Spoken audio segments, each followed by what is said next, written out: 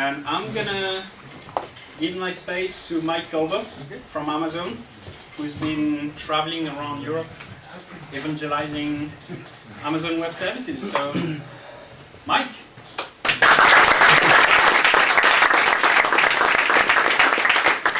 Well, thanks, and thank you everybody for coming. Wow, I can't. When last I looked at the list, it was like 6 people. Before I get started, just so I get a sense of people in the room, how many people in the room are software developers? I should ask the inverse. Okay, how many people before you knew about tonight's meeting knew about Amazon Web Services? Well, how many of you have used them? Now's the real test. Wow, that's actually very impressive. Okay, cool. Well, here's what I'm thinking about doing, and I can change on the fly if you'd rather do something else. But the way I usually talk about this is, I tend to start by thinking about some metrics and what does it mean to be successful as a startup. You know, try to put some metrics around success, and at the same time kind of talk a little bit about some of the scale challenges that you face as a startup. Now, if you're not a startup and not interested in being a startup, the same things apply to projects. But I prefer to talk about it from the point of view of a startup just because I like startups. So from there, I'll probably do an overview of some, certainly not all of our web services, just talking a little bit about what we're up to. And along the way, I'm going to try as much as anything talk about what people are doing with them, because I think that's more interesting than just hearing about the nuts and bolts, which you can go read the docs to get that. And then I'd like to wrap it up with a demo. The demo I'm thinking about doing, I could flip this if you want, but the demo I'm thinking about is if you've signed up for EC2, how do you set it up? And enough of you have experience. Is that like too rudimentary? No? Okay, too late. Does that sound reasonable? Or is there some other direction people want me to go? Okay. So before I get started on any of that, oh, one other thing, as I talk, I'm not here to try and sell you anything, okay? But and I'm pretty sensitive about that. But I am going to talk at some spots about the business model behind this, because there's, what's going on in the industry, not just here at Amazon, is 50% technical and 50% new business model. So I really can't divorce the two in the talk. And so I'll try and stay away from that side because I'd rather focus on the tech. But just a word of warning where I'm coming from. What I'm doing here, you remember I said I'd start with thinking about what success looks like? So what I've got up here is a chart that I made out of Alexa. And Alexa.com is a site that we actually happen to own. I didn't use them because we own them, though. I use them because they have 300 terabytes of web crawl data that I'm able to mine and plot these charts. And they may, actually, if you go to Alexa.com, this chart's really easy to plot. So what I have here is a 3-year sliding window. I shot this yesterday, but it was already 1 day old, so it's like 2 days old, of daily page views expressed as views per million internet users, so essentially as a percentage of all internet users. And I started with a really high-scale website, and the one that I think most people know is bbc.co.uk. So the reason I'm using this is that I'm making the assertion that if I'm a startup and I can get my page views above this line, whether that line happens to be up here or way down there doesn't matter. If I can get my page views ahead of or above the BBC's and I'm making money along the way, I probably could have, if I were that person, I probably could have bought everybody pizza tonight. You're probably going to make money. Okay. So just look at a couple of sites here and talk about them. This first one is Flickr. Now, this looks a lot like what I would expect, just knowing what I know about Flickr in my head. Looks like what I would expect. They started as an idea back here in 2004 or 2005. Went along the way. They were bought by Yahoo. I suspect, I don't know for sure, but I'm pretty certain it's right there. And by any measure, they're north of that blue line now, so I think that it's safe to say that there's some success. Having said that, I also would say I don't know anything about their operations, and I'm not standing up here claiming I do. Even so, I'm pretty certain that I wouldn't want to be the guy in ops on a pager that week, right there. Because anytime you have a big inflection point in scale, you know that there's some dark side to that success. And I don't know if they had anything there. I'm just assuming they probably had some kind of panic attack. because, well, any of us who have run websites know exactly what I mean. So I do know that, just to use an example and put a little more precision on this, there's another website out there called SmugMug, who happens to run on our stack, and it's another photo sharing site. And Don McCaskill, the guy that runs SmugMug, actually ran into a scale problem a couple of years ago, back when we launched our storage service. Serendipity happened, and we came along with our newly launched web service the week he had his problem. But his problem was he reached an inflection point of some sort like that, and he saturated his storage area network. Well, you know, you can't just go down to the computer store and buy a new SAN and plug it in. It's not that simple. So sometimes you can't buy your way out of these scale problems. But you can't have these scale problems and still have a successful site. So obviously, some of what I'm going to talk about tonight is how you can get there without getting into that dark corner. Here's another one. This is Facebook. And these two lines are those same two lines we just looked at. So they've got this wonderful scale problem. I mean, it's still a problem, but they've got a wonderful scale problem here for a long ways. But the other thing that I like to point out is that it looks like gravity did set in here at some point. You know, it's interesting, right here it looks like this is Christmas vacation for college kids. And here's the first of the year, and it came back and then started looking like the stock market. So, but the other scale issue this brings up, though, is that, you know, what if a site goes down here and kept going, or what if it never comes back to that top? What are you going to do with all that excess server capacity? You know, that's still something you have to deal with. In the case of a more pure startup, somebody who hasn't made it at all, you really should be thinking about the downside as much as how you're going to scale up, because what's your exit strategy if your idea didn't take off, which is the way most of the sites work out in the end. You know, is it eBay, or what are you going to do with those servers? Okay, one last chart. This one happens to be Mozilla, so this is really the software distribution site for Mozilla. And you know, this is a completely different kind of scale problem, which is you don't know how high those peaks are going to go, and what are you going to do with all that idle infrastructure in between? So, anyways, enough of the charts. What we did at Amazon was did a kind of an internal survey of our software teams to ask them how they're dividing their time up. And what we found was that across pretty much all of the teams, we got the same answer, which is about, believe it or not, 70% of their time was going into the infrastructure. So they were spending 70% of their time doing colo or data center negotiations, because even though we obviously have our own data centers, they still have to get space within them. They have to order their servers. They have to argue with the vendors when they don't show up. They have to argue with the vendors again when they show up and they don't work, and so on and so forth. So anyways, all of that infrastructure that people deal with, this is a lot like the Java or the .NET story, where you give up some kind of control, some amount of control, but you get a lot of productivity back in return. And so what we're saying is, with a lot of these web services, essentially we call this the muck, which is, you know, just that undifferentiated stuff that doesn't get you ahead in the game. It's just a tax for being in the business, and it doesn't get you launched any sooner. So it's basically the same as the Java and the .NET story. Is what you're seeing in the industry is a move towards virtualization and web services that do an abstraction of all of these infrastructure services that we need. Any questions before I move on? Otherwise, I'm just going to jump into some of these web services. Okay. So we have quite a few web services that Amazon has launched at this point. And the only ones I'm going to talk about tonight are up here, these infrastructure as a service, because that's plenty to talk about, to be honest. And I'm happy to talk about some of the others if folks want. Some of them are, thank you.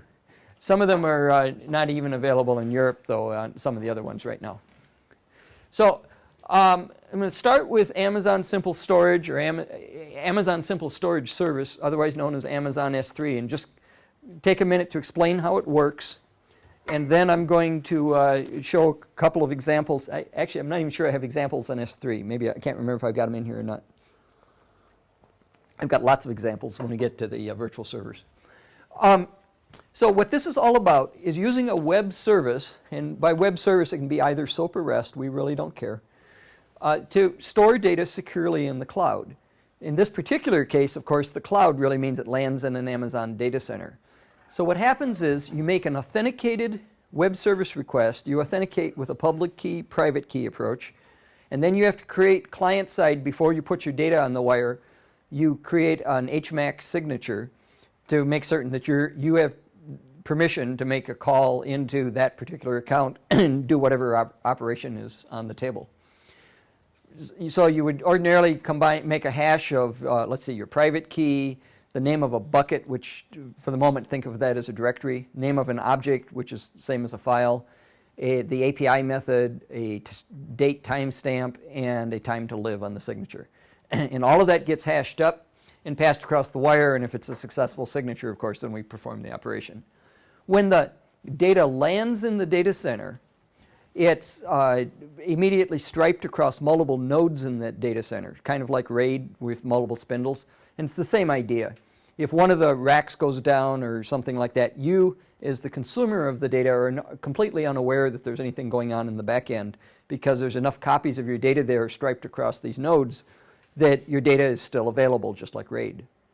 But we take that one step further, and we actually copy the data center in real time. So we have multiple physical and physically distributed instances of the data center all synchronized with each other.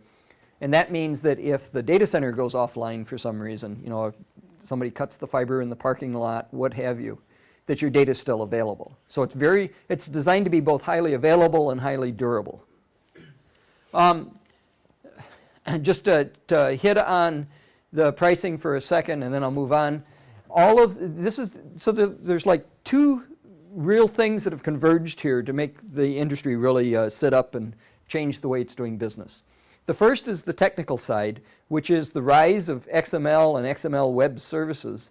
If you think about it, the 10th anniversary of the birth of XML was in February. So it hasn't been very long that XML's been around. And I know I've been involved with XML web services since about 2000 or so is when they really became a true web service.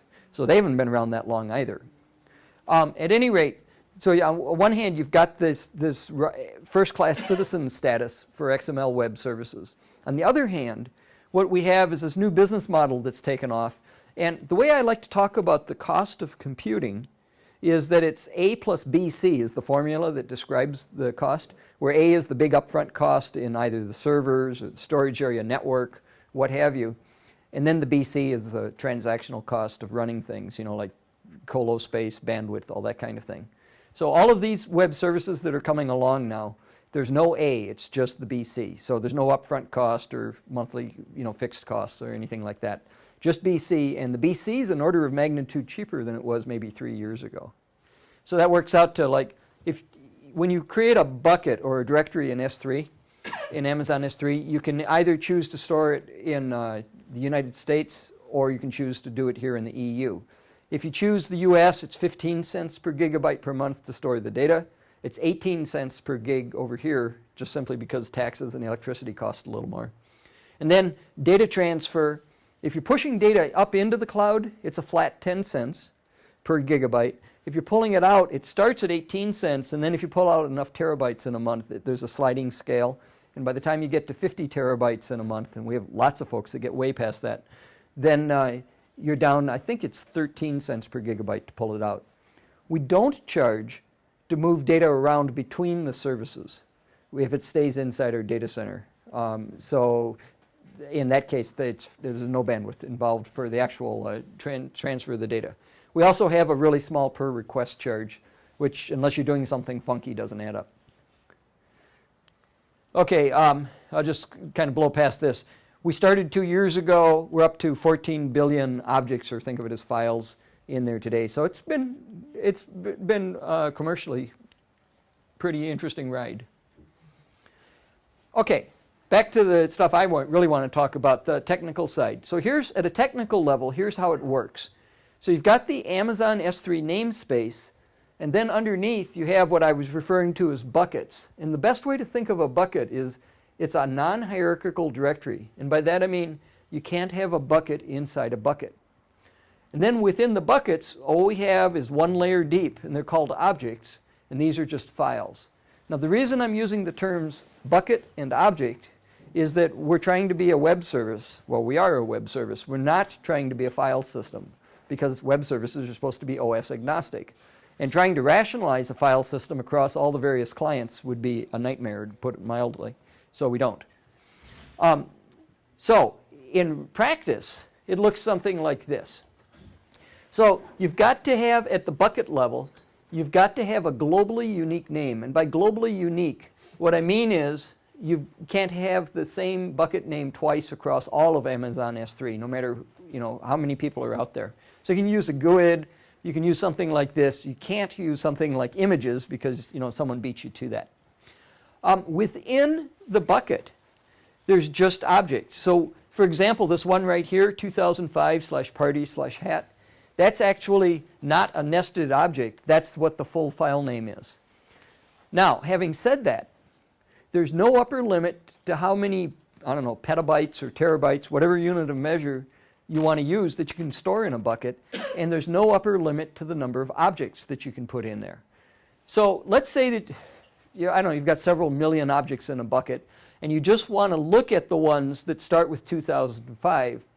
Well, what you can do when you call the list objects API is you can put in a seed and say just start, like you would with any file system, just start with things that start with 2005.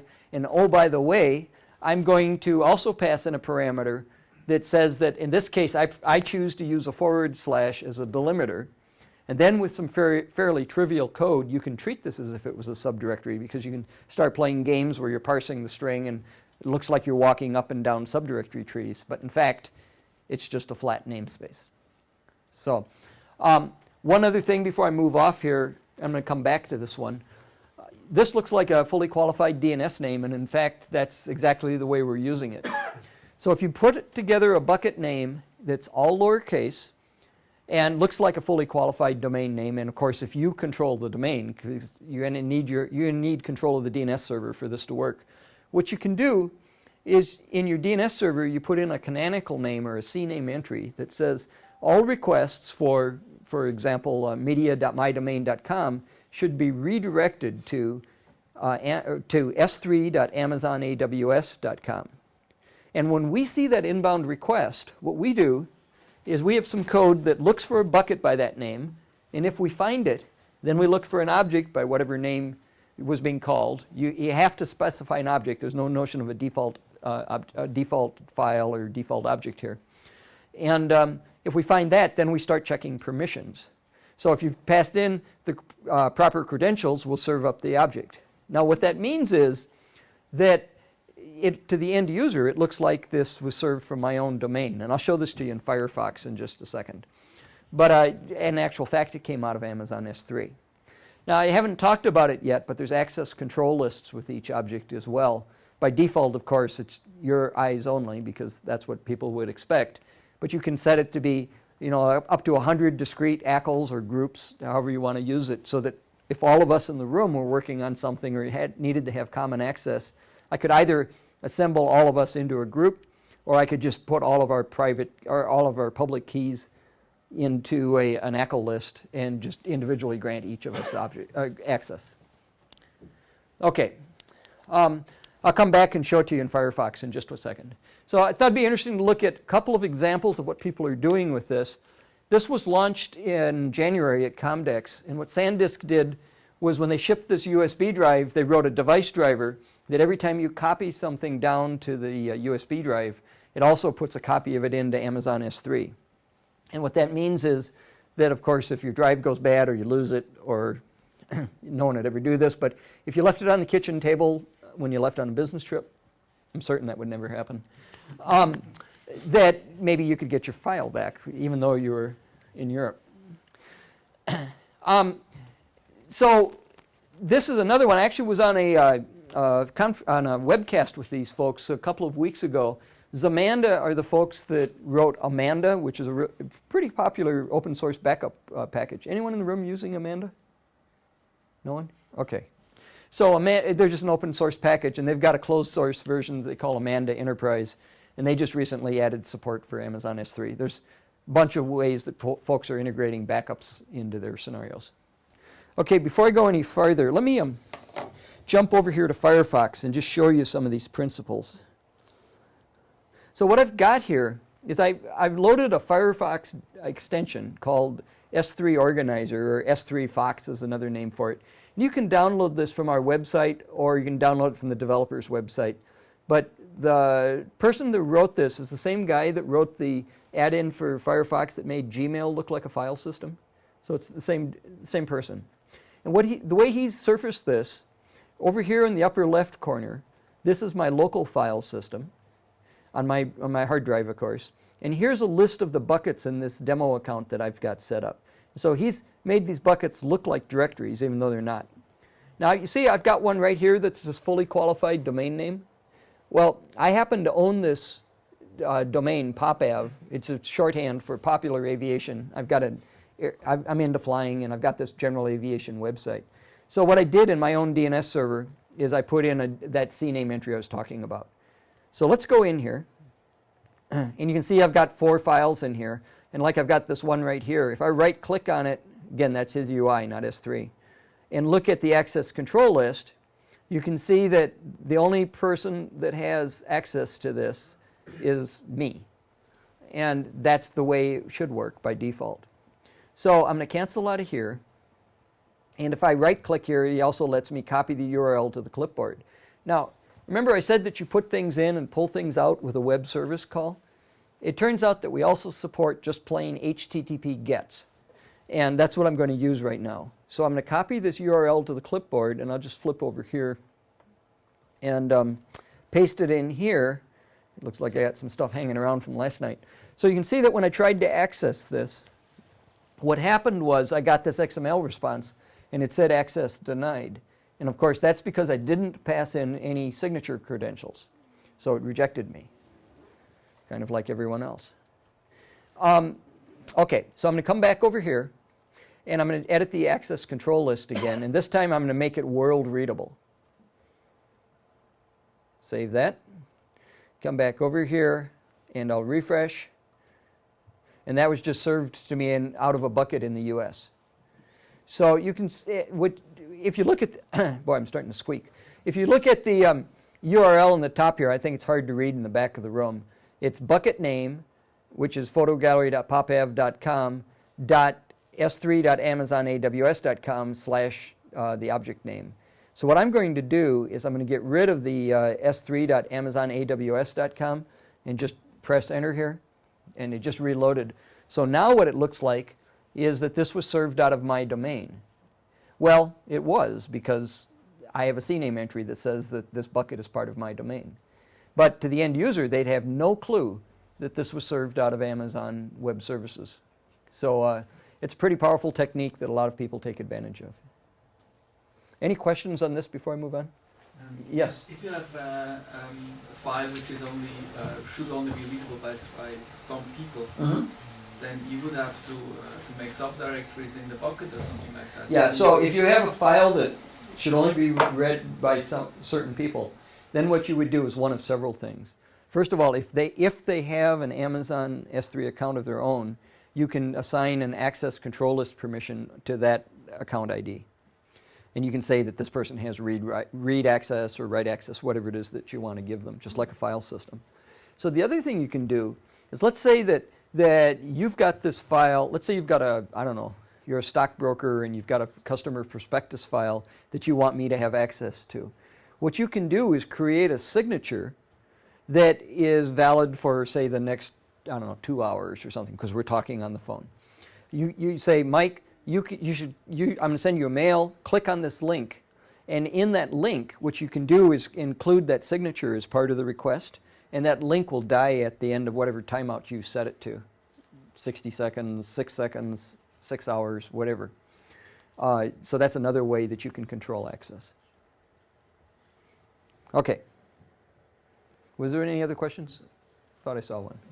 Oh, yes. How many files you can store in one bucket? How many files can you store in one bucket? So there's no upper limit on the number of objects. You put millions in. And there's also no upper limit on the total storage size. You put petabytes in.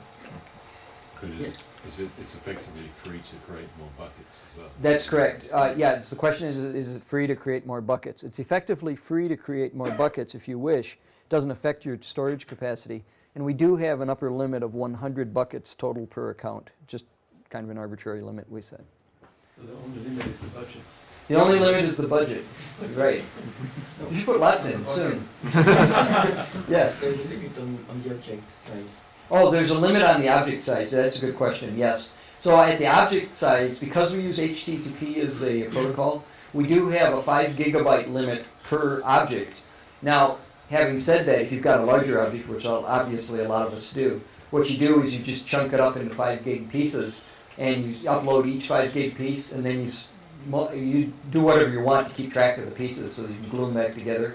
Most of us would just upload an XML file with the pieces and write some code to glue it back together when you download it.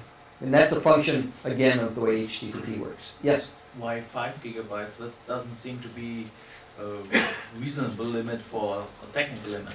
Yeah, it is a technical limit, and it has to do with the way that HTTP works in terms of trying to move, using the HTTP protocol when you try and stream a large object. You start getting into issues when you get about 5 gigabytes. Okay. With timeouts and that kind of thing. So that's why we picked it. What about HTTPS support? Oh, that's a great question. So actually, the question is, what about HTTPS support? And by default, everything rides on SSL. You can override it, and you saw me do it just now. But in fact, let me go back to Firefox. If I were to have put in HTTPS, that's actually our default way of... okay, so it doesn't like my certificate. I shouldn't have viewed it. I should have said that was okay. Just say okay. That's what I meant to do. I just clicked in the wrong spot. Okay. Well, I guess it refreshed. I didn't see it happen. Let me see if I can force it to refresh. But the point is that by default on the web service calls, unless you tell it otherwise, we always use SSL for transport protocol. And one more question regarding the REST request. I mean, this is basically happening over HTTP, so that's why for REST. But when you had the error, why doesn't the person see a 403 forbidden? Because why do we see an XML? Why don't you see a 403 forbidden instead of an XML package? Good question. No one's ever asked me that before. Because the issues with browsers will end up taking that as a valid response to their request. Good question. It's maybe it is. I think it is a valid response. No, maybe it is 403 and still delivers the body. I believe the HTTP status changes. I'm not sure. I think I think a it's couple of years ago it didn't, at least. But Yeah, I'd have to go experiment.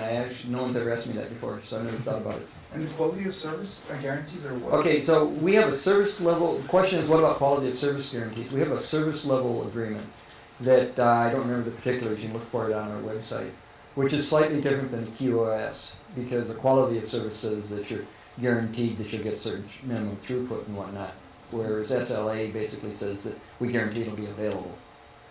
And I'm at a high level, of course, I'm generalizing.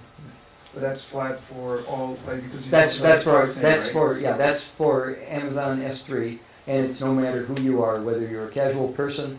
I mean, my monthly, to give you an idea here, I backed up everything on my server, my home server when I joined the team, and I keep those backups up to date. My monthly bill I got the other day was 45 cents US. Of course, for all of you over here, that just keeps getting cheaper. With the US dollar, we won't go there.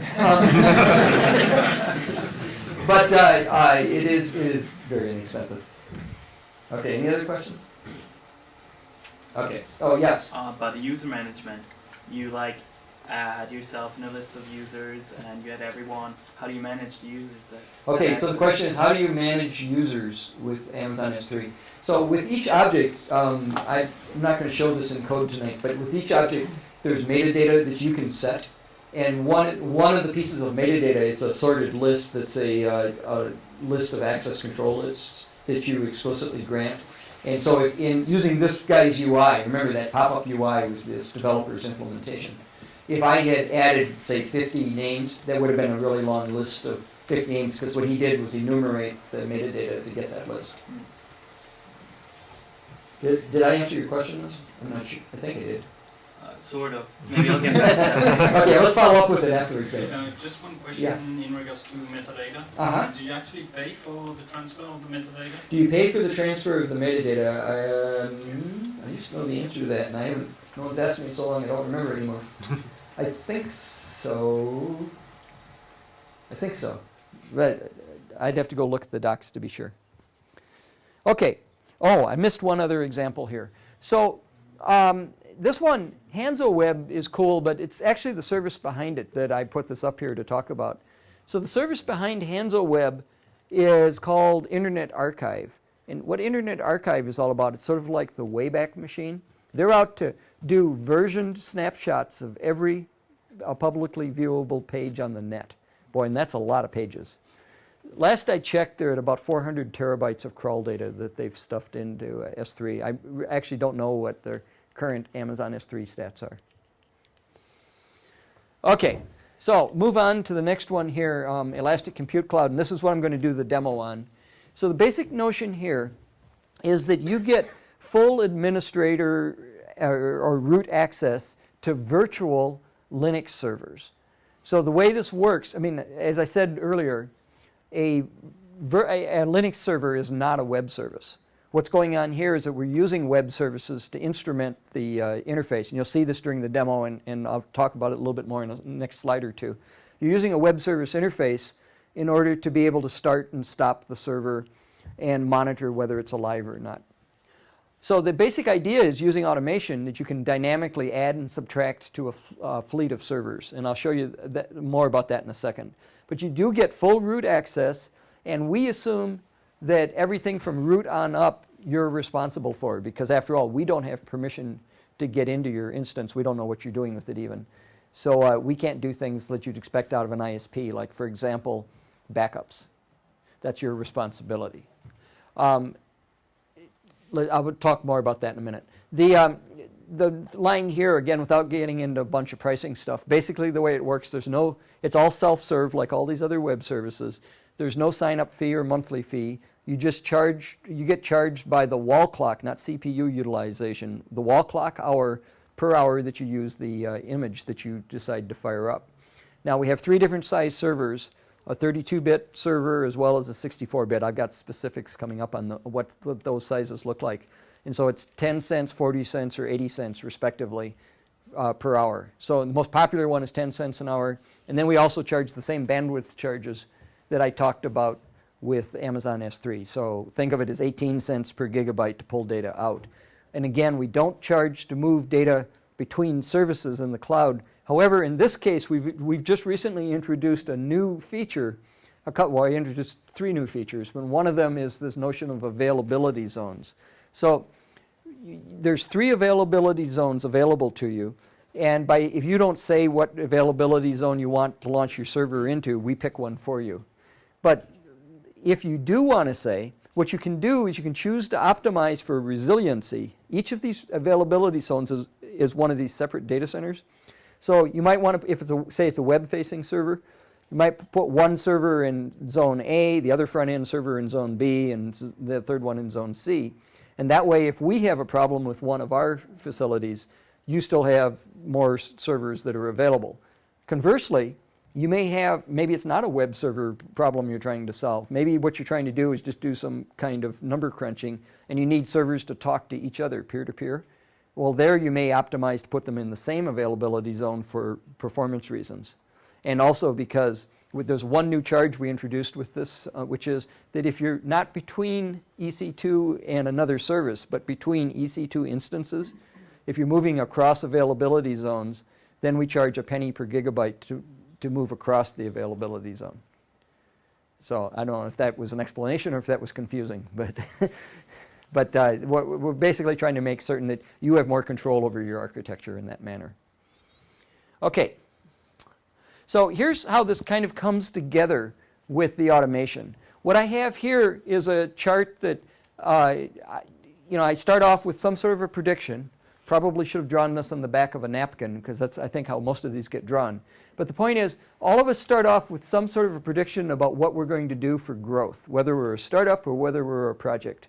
And the whole idea in making the prediction is that we go out and we buy servers to stay ahead of that. Because after all, that's what we're trying to do, is we're trying to make certain that we have not a whole lot of extra, but enough extra capacity that we don't get in trouble. Well, the problem with doing this is that reality never seems to look like the prediction.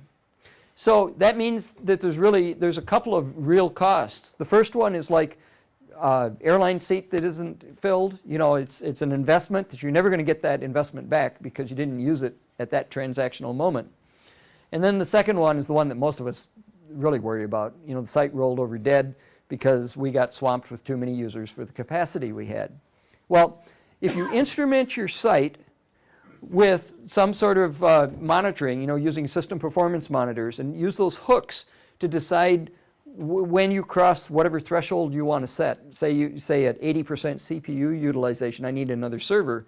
Well, then if you hook that all into a web services automation, what you can do is track your server farm in real time. You can track your demand, and you wind up with what amounts to just-in-time infrastructure.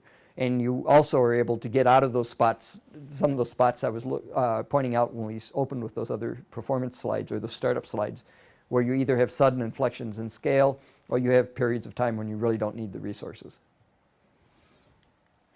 But you know, yeah. there's a paradox there, because according to the Business 2.0, you know, based on new startups to say you should let your web server crash, because that's an indication that you should be bought out because you're successful. So. You should let it crash. Okay. Well, we're talking about to a certain point. we're talking about Web 3.0. Yeah. Okay. So at the end of the day, a virtual server, if you think about how a virtual server works, it's really just a file that represents the server. And that's true in anybody's environment. So I would just want to spend a second talking about these files. We call them Amazon Machine Images, or AMIs for short. But that's what we're talking about, is this virtual file, virtual server representation as a file. So by default, when I get to the demo, you'll see these. We have several hundred public AMIs that are available.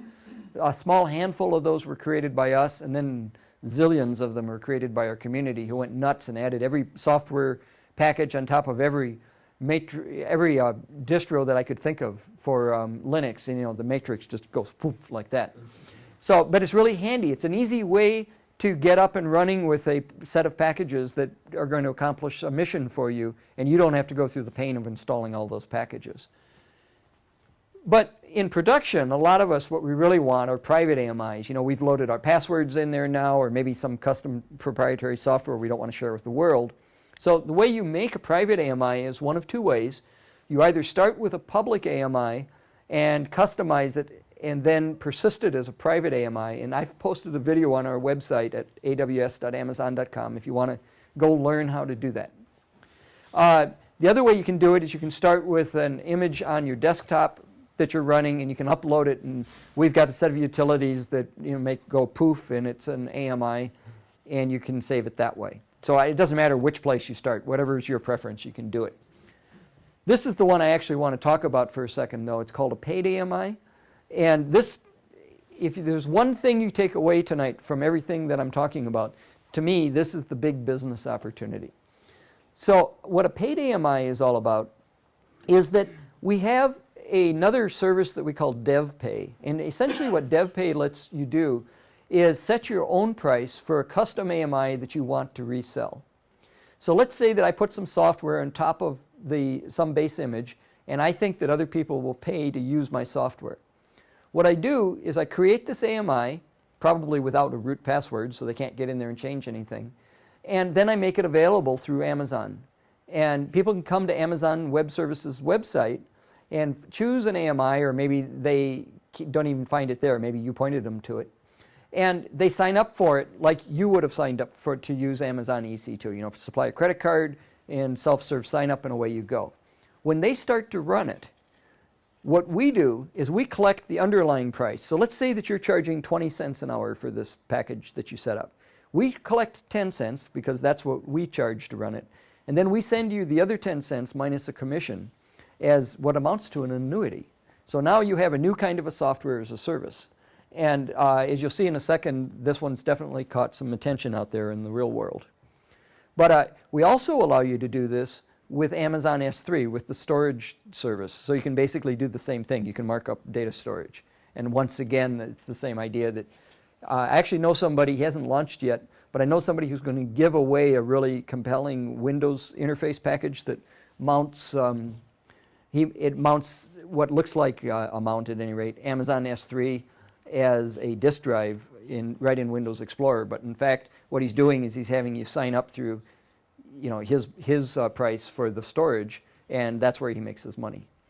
Pretty interesting.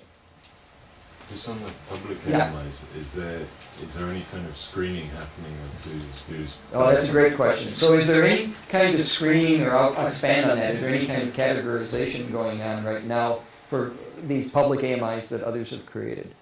Yeah. First of all, like, not that someone's putting up something with a rootkit. Yeah, no rootkits, yeah. So at this time, we are not doing any screening of any sort, and we're not doing any categorization, and it's kind of getting like the Wild West at the moment. So it's funny, I heard that same question a couple of nights ago as well.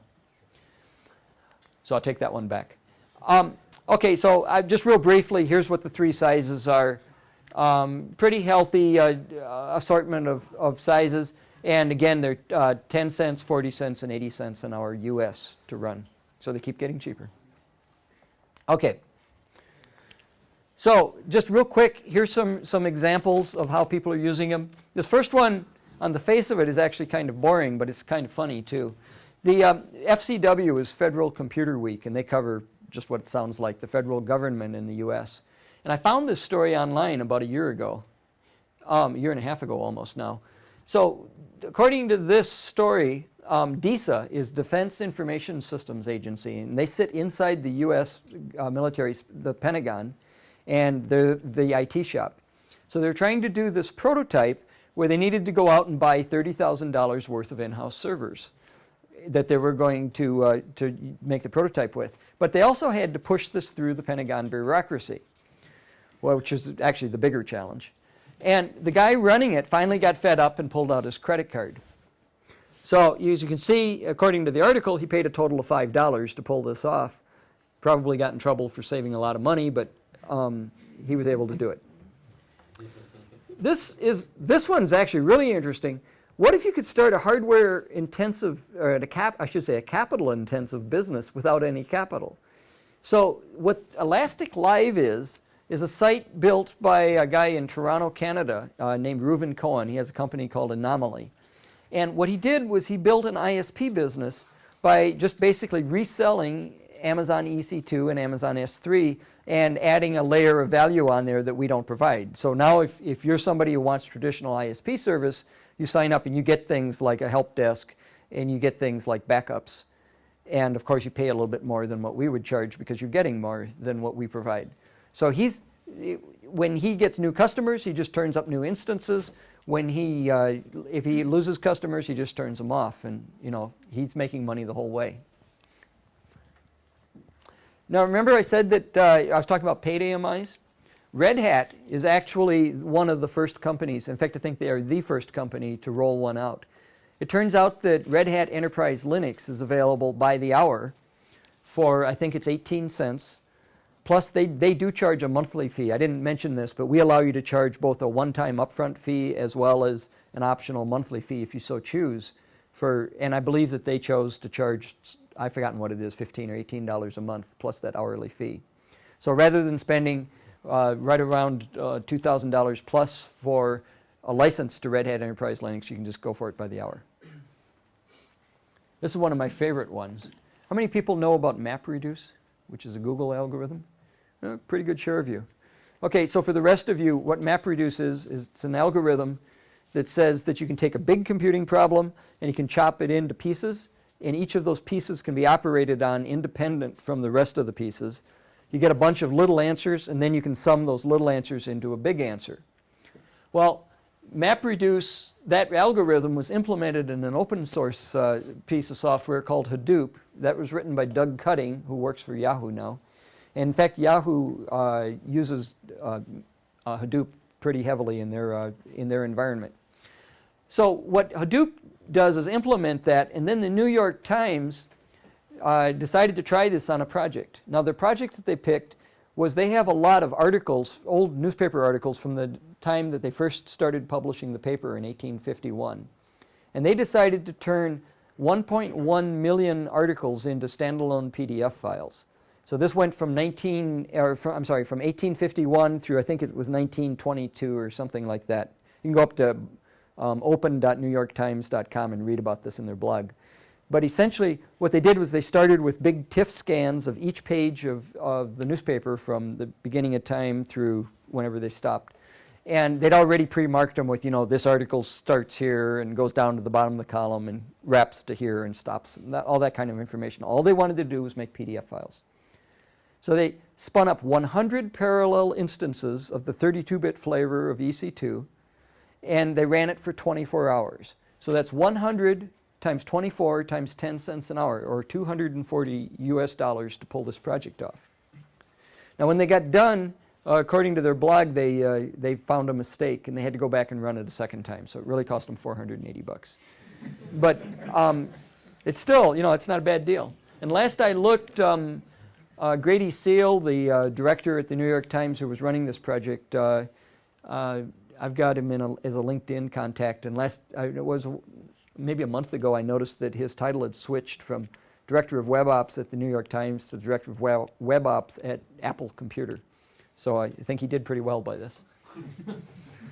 Okay, one last example with EC2. Back to Facebook. So Facebook has this third-party application environment where you can build add-in apps. And of course, that's what we're looking at here. This is an app called BoozMail. And it lets you do what you think it'll do, which is send virtual drinks to your friends. Now, what I'm going to do is I'm going to show you the growth of this app. But before I move to the next page, the next screenshot, just think for a second. So what is the demand for this going to be? There's absolutely no way to predict the demand for a social app in Facebook. I got these numbers from Renku, the folks that built the app. And they took them about 2 weeks to build this last June. And when they launched, on the first day, they had about 1,000 BoozMails that were sent. On the second day, it was 2,000. And by the end of the first 5 days or so, 5-6 days, they're at 14,000 BoozMails in a single day. But this big spike out here, about when was that, 10 days later, something like that? They're at 110,000 BoozMails in a single day. So, of course, the way they were able to do this is going back to the automation interface again. They were able to use one of these management consoles that you can download, and were able to auto-scale their site up so that they didn't roll over dead. And it turns out that they were maybe the first really successful app that took off in Facebook that didn't roll over dead. So the folks at Facebook were all wound up about this too, and they think it's a really cool way to go about it. Okay, any other questions on EC2 before we move? Yes. Yes. It's about BoozMail and the way they use mail, because it's a problem with EC2, and I would like to know how they manage to send mail. Okay, so the question is that it's a problem sending mail from EC2. Mm-hmm. Is that blocked IP addresses? Yeah. Okay. Some provider just tag it as spam. Right. Okay. So that's what I meant. Yeah. So he's saying that what he's running into an issue with ISPs or blacklisting that block of addresses that EC2 lives in as spam. And how do they send mail? And I don't know the answer off the top of my head. Okay. But if you want to follow up with me, maybe we can hook you up. Actually, there may be something up there on the developer forum on our website that talks about that. I'm not certain, though. Okay. So the next one I'm going to talk about, I've just got 2 more of these before we jump into the demo. This one is Amazon SimpleQ or Amazon SQS. And if you think about how you build a really resilient web app, one of the best ways you can do that is with loosely coupled SOA, loosely coupled services-oriented architecture. And I haven't talked in fact, I guess I haven't talked about this at all. We have this philosophy at Amazon that you should architect with the principle of everything fails. And by that I don't mean that we run a second-rate website. By that I mean if you architect with the principle of everything fails in mind, then what happens is just the opposite, that you wind up with a self-healing application that always stays up. Well, as it turns out, a message queue is a great way to do this, because in SOA, you don't really know anything about the next component in an architecture. You know, it may live right there on your same machine. It might be across the internet someplace. It may be the same speed. It may be too slow. It may not even be alive at the moment. You really don't know. So a good way to handle that handoff between components is to use a message queue. You stuff, you know, the first application stuffs a message in. The calling application, which is the next application in line, sees that there's a message, it pulls it out and processes it, and life is good. And the first component just goes on about its business. Well, because we have this philosophy, everything fails, we actually assume that the calling application rolled over dead as soon as it read the message and before it ever processed it. So what we do is, unlike a normal queue, what we do is, rather than deleting the message when it's read, we just make it invisible. And we make it invisible for a timeout period that you can control, but by default it's 30 seconds. So what happens is the calling application reads the message, it goes off, does its job, and when it's done doing its job, it comes back and explicitly deletes the message. If it doesn't, we put the message back in the queue. And by the way, that has an outcome that I just want to call out, which is that unlike most message queues, which are FIFO, first in, first out, this one is not FIFO because that's one of the main reasons why. The other main reason is that because we use the same architecture as we do for Amazon S3, that when you put a message in, it may not hit every node at the exact same time. There may be a few milliseconds elapsed before it replicates across all the nodes. So it's what we call an eventually consistent architecture, where there's this slight lag before everything catches up. So you can't architect your app assuming FIFO. If you need that kind of behavior, you need to put something in the message so you can keep track of where you are and ensure that you're actually acting like a FIFO queue. Now, having said all that, what happens is if the app rolls over dead, it turns out that this is a much simpler piece of code to write. And the reason it's simpler is you don't need rollbacks, because the message just comes back and you can try again. And that is unless you did something where you're halfway through and you need, that'd be a different case where you need to unwind the half that did work before it died. And then the second thing is you don't need exception code because the message just came back. So it actually simplifies things quite a bit. Now, I was looking for a really good example to illustrate you can't ever count on whether the other end is alive. And this one just kept coming up, probably because I got bit by this. But yeah, there's a great example. Okay, so I've just got a couple of real quick slides to go through here on this one, and then I'll jump into SimpleDB. This is not a architecture slides. These are actually slides that describe how several websites actually work that are using our services. And what I have here is a site that allows you to upload files to be transcoded from format A to format B, like videos. And so this front end of the website where you interact to do the upload is what we're calling the client here. And then it's backed up by all three of these services, the storage, the computing, and the message queue service. In this particular instance, what we're going to do is use the message queue as a workflow engine rather than a message queue as such. So what happens is, in this illustration, you're uploading an AVI. The AVI gets stored in S3. And then down here, Amazon SQS picks up, it plops an entry in here. The EC2 instance is monitoring it. And when it sees a job come along, it starts in transcoding. And it goes from, AVI, and it's going to go to MPEG. So job 1 is running. Then it gets done with job 1. MPEG goes up here. Job 2 gets picked up, and it just keeps churning through. Well, you can get into a situation like this where you just can't keep up. You're getting too busy.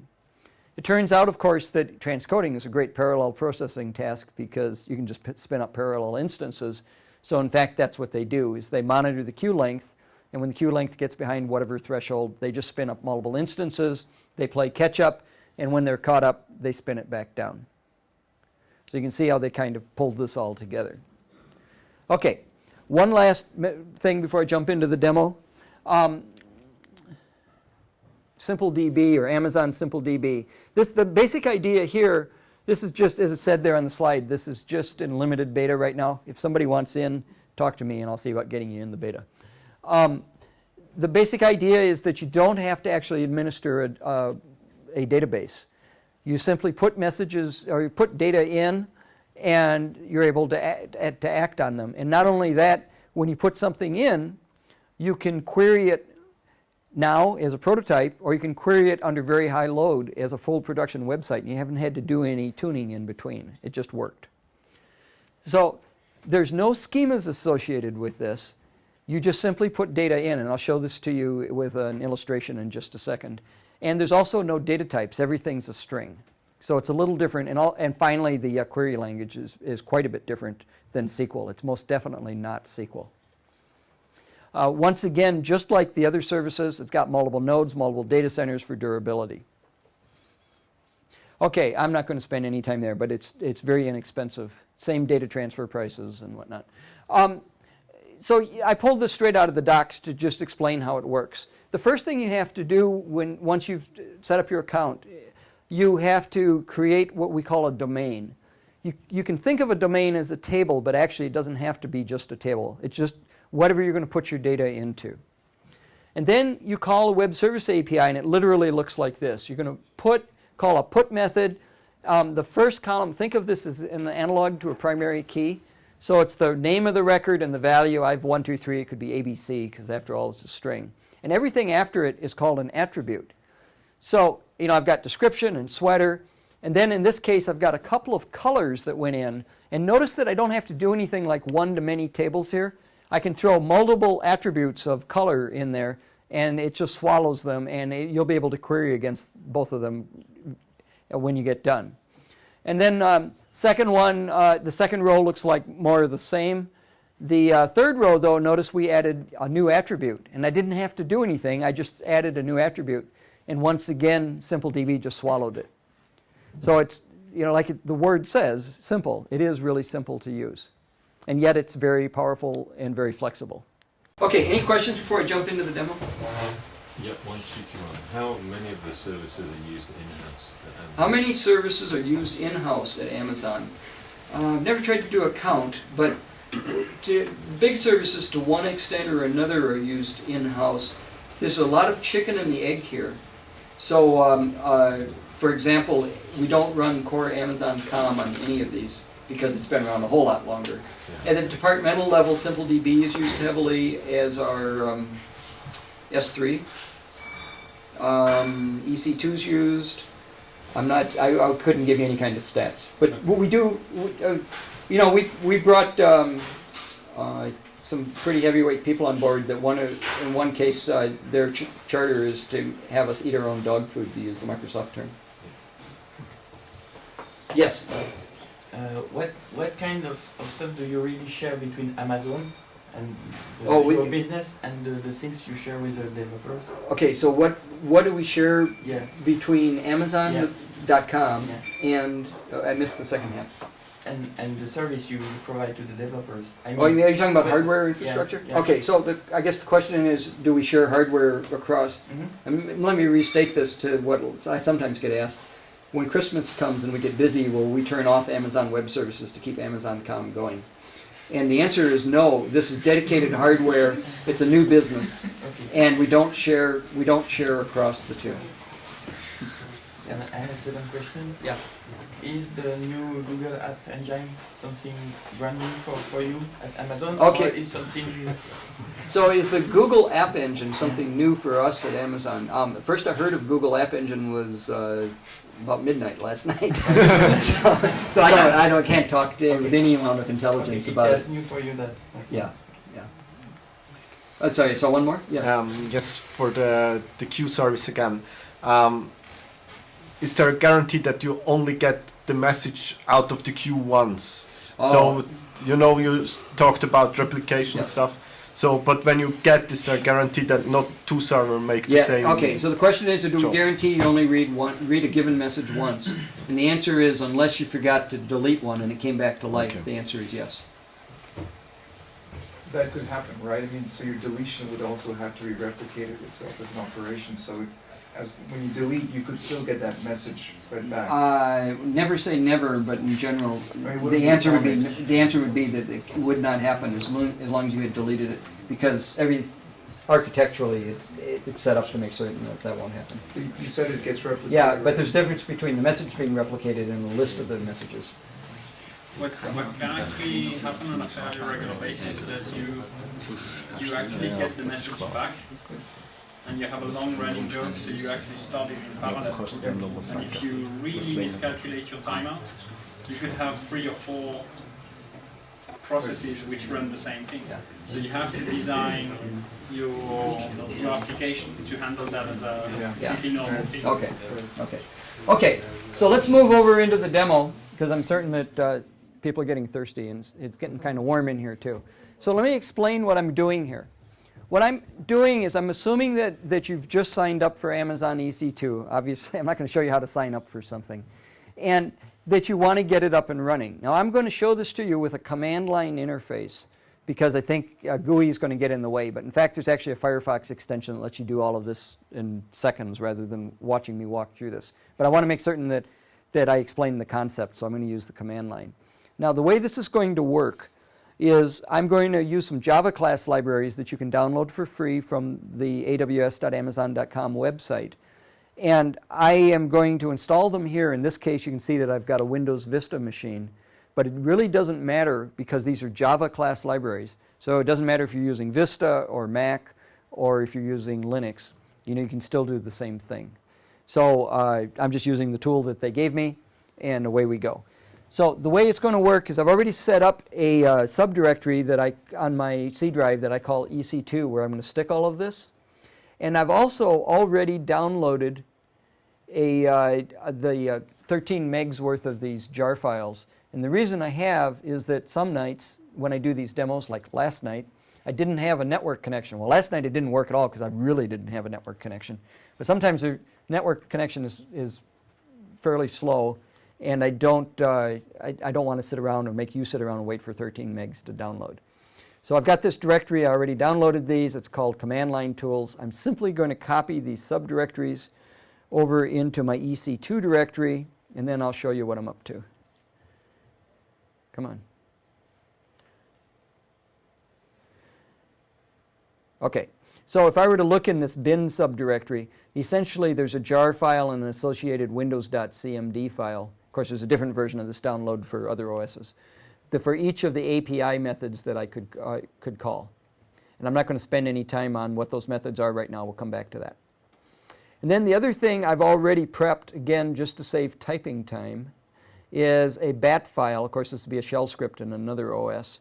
And I've got this thing here called ec2.bat, which I'm going to copy. I'm going to paste it in here, and then I'll just open it up so you can see what I'm doing.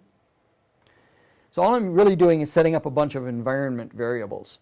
And you can see, for starters, that I'm setting a home directory, EC2. I'm appending the bin subdirectory to my path.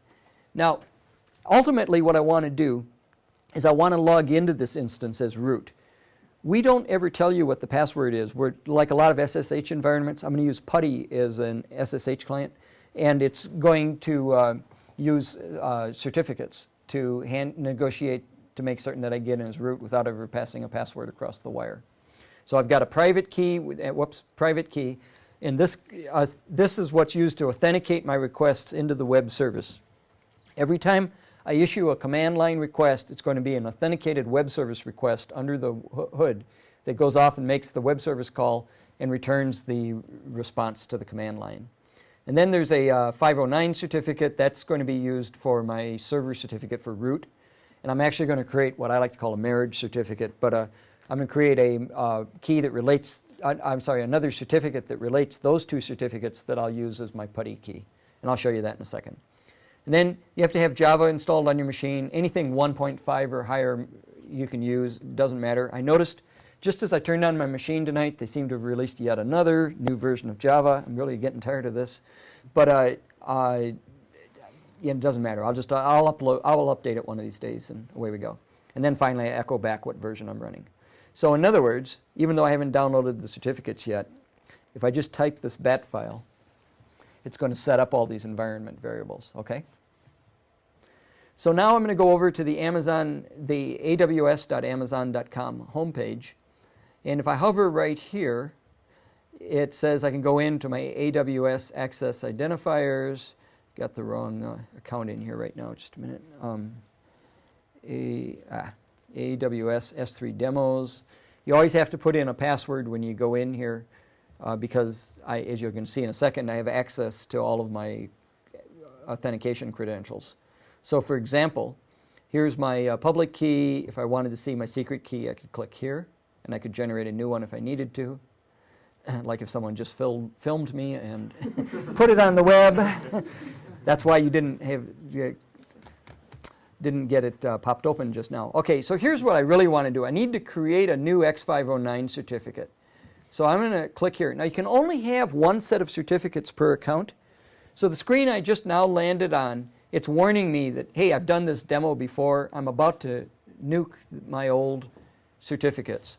Do I really want to do this? Well, yeah, I wouldn't want to do this in production, but this is my demo account, so I'm going to do it. So I'm going to blow away my old certificates, and here we go. So here's my new private key file, and I'll just click and download it and tell it to save it. And we'll go to Computer, C drive, EC2.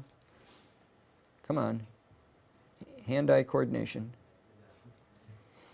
Okay, and I'm going to call this, in my bat file I called it privatekey.pem. So save that. Scroll down. Do the same thing with the server certificate. Save it. We'll call this 509 certificate.pem. Okay? Now, there's one more thing I need to do, and that is I need to create that certificate that I'm going to use with PuTTY that relates the two.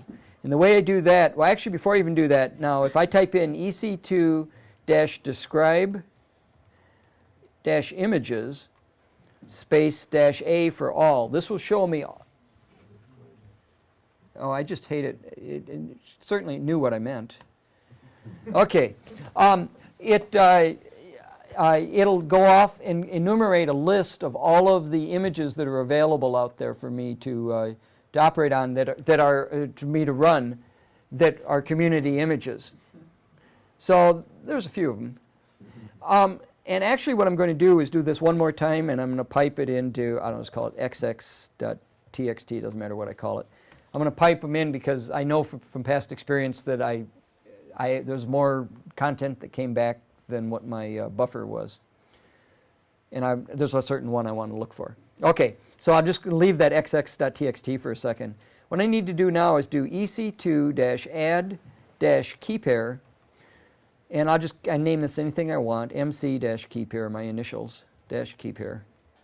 And what this is going to do is create the certificate that relates my private certificate to the server certificate so that PuTTY can do its thing. And it's going to return the certificate as CLI output here in just a second. There we go. So what I'm going to do is simply highlight this, copy it to my clipboard, go over here, and I'll just create a file to stuff it in for a second. So a new text doc, what do I call that? mc-keypair. And I'll go in here and paste this in. Whoops, I got word wrap turned on. Okay, so you can see what we see here. Now, it took me a long time to figure this out when I was first learning how to do this. There's an issue with PuTTygen, which is the utility that's going to read this and turn it into a format that PuTTY can read. And if I don't hit new line here, it's just not going to work. So save yourself about 4 hours and remember that. Okay, so we'll save this. Now, at this point, what I'm going to do is I'm just going to go into this xx.txt file, and I'm trying to think what I can look for. There's the way these are set up. When people make these available, these are Amazon S3 bucket names that they're stored in. So what I'm going to do is I'm going to look for one that's called ec2-public-images, because that's where we stored ours, and I'm after one of the images that we created that has Apache on it. Yes. Does those users get charged when you use their? Oh, great question. So do those users get charged when you run their instance? No. What we do is we build the account that's actually running the instance. Yeah, that's a great question. No one's ever asked that before. I'm surprised. Okay, so here's the one I'm after. This base image that we built up, you can use any Linux distro you want. Whoops, I can't even click on it in the beginning of a word. But we happen to run one on Fedora Core 4, and the one I'm after is just Apache. There's another one with MySQL or another one with both. And there's, you name it, it's out here. But this is the one that I know works with a web page, because really what I want to do is run one with Apache on it so that I can show you that it just works. So at the end of the day, this is what I'm after, is this this is the name of the image. So let's do it this way. Where'd my mouse go? So let me shrink this down. And the way I'm going to do this is we're going to type ec2-run-instances, plural, and then I got to type in this name, AMI-23B6534A-K for key pair. If I don't put this key pair in here, I won't be able to log in as root. Key pair. And then if I wanted to, let me just blow this back up full screen, I could say -n, and let's say we're on 1,000 of these. Nope. But that's how I could do it. Now, when you first sign up, we only let you run a maximum of 20. But there's another self-serve web page you can go and request access to more. Just don't want any self-serve denial of service attacks, thanks. Okay, so I'm going to hit enter here, and what it's going to do is come back in a second and tell me that it's launched the instance and that it's pending. It'll take, in my experience, this particular image takes about 4 minutes to come up. So you can see a couple of interesting things here. First of all, here's the instance name when it comes up. Its status is pending. You can tell that it's associated with that key pair that I set up. And here's the, I didn't tell it what security availability zone to run in, so it picked one for me. And it, for load balancing reasons, it decided to pick US-East-1B. Just as an aside, if two of us were setting up our own accounts and we wanted our instances to talk to each other, my zone A is not necessarily the same as your zone A. We kind of scramble that order too, again, for load balancing reasons. So if the two of us were trying to do something where we need high, or I should say low latency between our EC2 instances, we'd want to do some experiments with ping to figure out which of our zones were equivalent. You know, is A equal A or does A equal C or something like that. But once you find it? Yep, then it's going to be the same, yeah. Okay, so I'm going to do one more thing here before, well, I got to do two more things. The first thing I need to do is I need to open up ports in my firewall, because I get a virtual firewall with my account, and by default, nothing is open. So I'm going to say ec2-authorize. You can have multiple security groups with your account.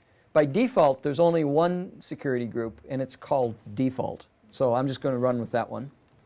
Default. And then I'll say -p for port, and I need to open up SSH, so I'll say 22. I could have gone on and specified source IP address and all that other firewall stuff, but I'm not going to do that. Okay, and I'm going to do the same thing now for port 80, because I want to get in as HTTP, of course, as well. Come on. Okay, now I'm going to go over here to my drive again, and I'm going to go down to my program files. Where are we? Program files. I'm looking for PuTTY here. Okay, PuTTY, and I'm going to run this PuTTYgen utility, and all I'm going to do is tell it to import a key, and remember that key I saved in the text file? So there we go. It really wants me to put in passwords now. This is a demo. I'm not going to screw around with that. So we'll just say save private key. It's complaining because I didn't put in a password, and I'll just call this PuTTY key. Okay? Okay, and I'm done with this utility. Now I can just open up PuTTY. Where's PuTTY? There's PuTTY. And what I need to do here is start in the SSH section, and under auth, point to that key I just set up, PuTTY key. And then up here on the top, I just need to put in my DNS name, and I should be ready to go. So let's do ec2-describe-instances, and this will tell me whether or not my machine is up and running yet, which I think it is. Okay, So here's the DNS name that it assigned to it. Of course, I'd probably want to put a CNAME entry in, or maybe I'd want to, at this point, I haven't talked about it, but I could have assigned a static IP address to it. Anyways, there's my machine name. And actually, before I go off to connect with SSH, let's just paste this in here to the browser. And sure enough, my website's up and running. Now we're going to go over to PuTTY. Where's PuTTY? There's PuTTY. And we'll paste it in here. Hello? There we go. Okay, it's warning me it's never seen this fingerprint before. Yeah, I know what I'm doing. I'm going to log in as root. Remember, I don't need to know the password. We're using certificates. And we're in. So, now, I showed this all to you using the command line. What I could have done was, there's a Firefox extension, which in this particular case, what I'm firing up, somebody actually even compiled it to a standalone exe, that lets me do the same thing with GUI. It's just that the GUI got in the way of trying to explain all this. So it'll take a second to come up because it's busy being slow is what it's doing. But it's off authenticating and whatnot. It always, I don't know why, this thing just always takes forever to come up. There we go. Okay, so here's a list of all of these AMIs that I looked at before. Here's my image, and I could right-click on it, and I could reboot it, I could terminate it, I could launch more of these. Here's my key pair information. I need to refresh here. Here's my security group information with those ports I just opened up. Come on. Just being slow again. Well, maybe I will. Huh. I don't know why it hung. But at any rate, you get the idea that you can do this all with GUI. And by the way, this is an open source. We've open sourced this thing so that, there we go, so that you can modify it if you want. So that's pretty much what I wanted to run through and just kind of show you how all of this works. Any questions? Yes? Do you have any plans about launching EC2 in Europe? Yeah, that's a good question. Oddly enough, yeah, since we seem to be in Europe. The question is, do we have any plans to launch EC2 in Europe? And we announced last November that we plan to launch here. What I haven't been able to find out is when we plan to launch here. There is a plan. There is a plan, yes, yes. But I guess it's locked away in the secret vault in Washington, D.C. Yes? So is the IP still changing of my instance after each reboot? Oh, the question is the IP changing? So we launched some new features last week. And for the longest time, we've been hearing from developers that they want fixed IP addresses with their instances. For some odd reason, they think their website should always be the same place. And so what we did was we introduced the notion of elastic, what we call elastic IP addresses. And here's the way it works.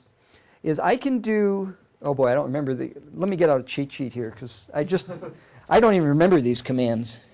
I've got one. They're actually pretty straightforward. Here we go. So the way I can do this is I can allocate a fixed address. So I can say EC2-allocate address is, I think, no, address singular. And what it's going to do is it's going to give me a fixed IP address. And then what I can do is I can disassociate the current IP address. There we go. It just gave me one. The point is that you can reassign it. And then what would happen is if for some reason I wanted to terminate the instance, either I wanted terminated or it fell over, what I would do is simply reassign this fixed address to the new instance that I brought up, and life is good. So, and likewise, there's other commands to look at the availability zone and associate, at lunchtime, associate it with a specific availability zone. And how quick does that propagate? Can you actually build a web service with 10 instances? Yeah, so you can, so we give you a maximum of 5 public IP addresses, 5 fixed addresses, I should say, to use. And we don't charge to use those as long as you're using them. But if you leave it idle for more than 60 minutes, we do charge a penny an hour just to keep people from squatting on IP addresses and using them up. But you were asking again about a different question, which was what? How fast that propagates? How fast does it propagate? It takes a few minutes for it to propagate through the map. So it's It's not instant. It takes a few minutes for it to propagate. I'm not sure of the exact Load number. Balancing, it's still a question of load balancing, right? In order to be able to use this for a total failover website. So I still missed your question about load balancing. The question I have is, if that propagates slower, can you use this? Oh, can you use this for load balancing? Yes. Okay. So the question is, what about fixed IPs and load balancing? What I would do is, first of all, I would point this fixed IP at a load balancing image, that an EC2 instance dedicated to load balancing that took care of all of my other instances which were living behind it, like any load balancer. Now, if your load balancer went down, it'd be the same as any physical load balancer. Then you'd bring up a new instance, reassign the address, and you might have to wait a couple of minutes before it came back. Okay. I know that I'm standing between you and all that stuff out there.